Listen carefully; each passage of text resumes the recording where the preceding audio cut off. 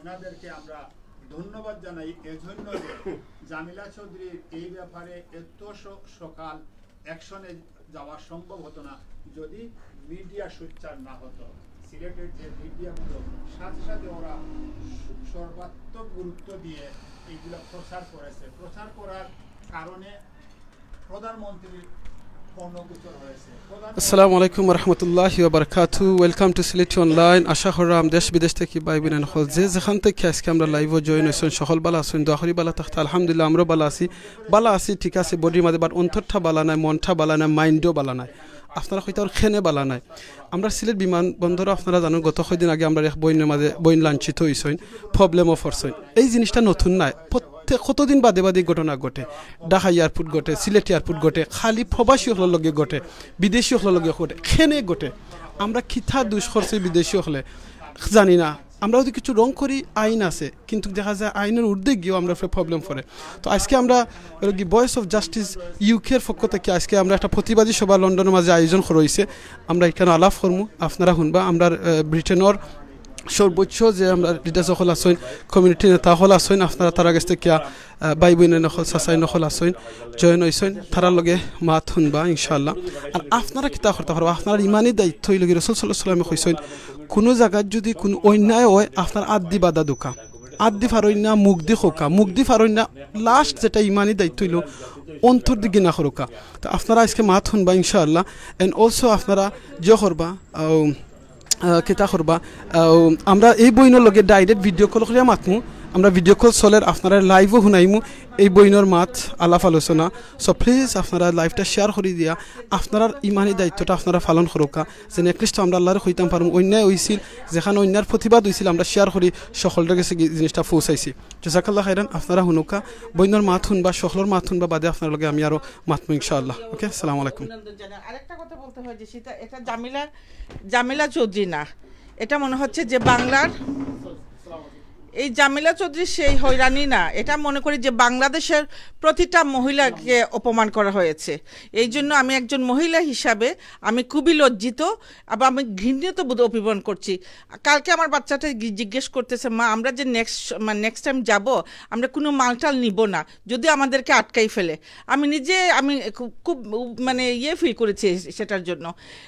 আমি যখন শুনলাম যে জামিলা চৌধুরীকে এভাবে হ্যারাসমেন্ট করা হয়েছে, তা আমি মনে করি শুধু যে জামিলা চৌধুরী সিলেটের মানুষ কিংবা ইংল্যান্ডে উনি বাস করছেন সেটা না, আমি মনে করি এটা পৃথিবীর পুরো জাতির জন্য, এটা আমাদের জন্য কলঙ্কজনক। সেটা আমেরিকা হতে পারে, নিউজিল্যান্ড হতে পারে, অথবা ফ্রান্স হতে পারে। এই জন্য আজকের সবাই আমি মনে করি যে তার প্রতিবার যেটা আমরা সুস্থ বিচার চাই, আমি এই সুস্থ বিচার আহ্বান করছি এবং জামিলা চৌধুরী যাতে সুস্থভাবে বিচারটা পেতে পারেন সেই জন্য আমি ধন্যবাদ জানাচ্ছি।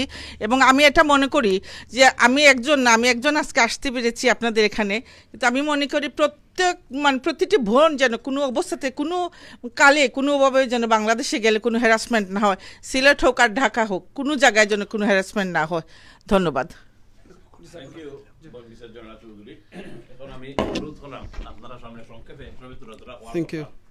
প্রকাশ করার লাগে আমি একটা মানবাধিকার সংগঠন আপনার প্রেসিডেন্ট আমার বাতিজা জাকের চৌধুরী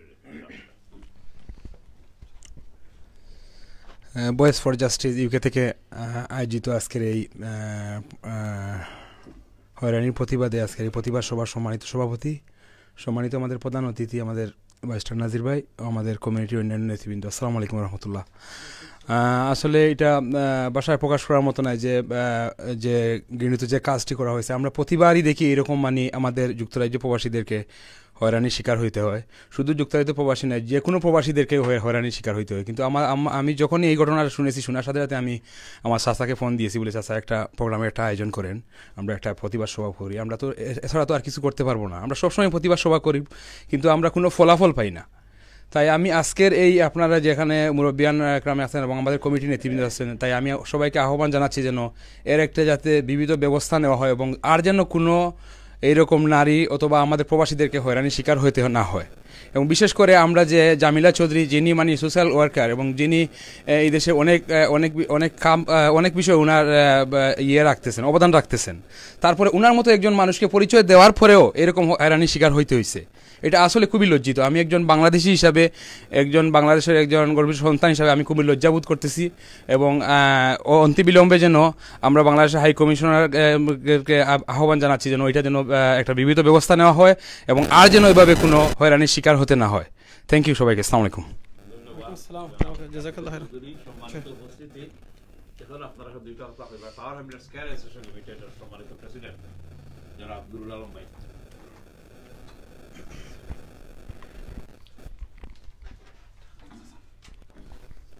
নাহমাদুহু ওয়া নুসাল্লি আলা রাসূলিহিল কারীম, বিসমিল্লাহির রহমানির রহিম। ভয়েস ফর জাস্টিস ইউকের কর্তৃক আয়োজিত সিলেট উসমানী বিমানবন্দরে আমাদের সমাজকর্মী প্রবাসী জমিলা চৌধুরীকে হয়রানির প্রতিবাদে যে অনুষ্ঠানের আয়োজন করা হয়েছে, এই অনুষ্ঠানের সম্মানিত